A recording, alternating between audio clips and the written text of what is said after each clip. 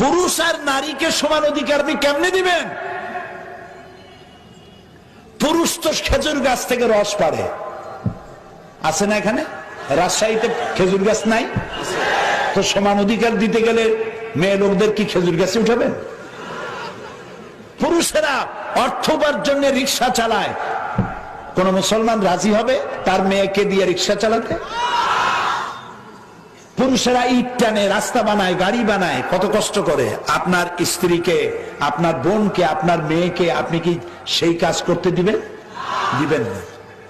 আল্লাহ প্রথম দিনেই নারী আর পুরুষের কাজটা ভাগ করে দিয়েছেন। কবে দিয়েছেন? প্রথম দিনে। আদম আলাইহিস সালাম এবং হযরতে হাওয়া আলাইহিস সালাম। আদম আলাইহিস সালামকে পাঠালেন কোথায়? শ্রীলঙ্কায়। আর হযরতে হাওয়া আলাইহিস সালামকে পাঠানো হলো কোথায়? জেদ্দায়। আদমকে বলা হলো তুমি পুরুষ, তোমার ডেস্টিনেশন, গন্তব্য হচ্ছে জাবালে রাহমাত, আরাফাতের ময়দান।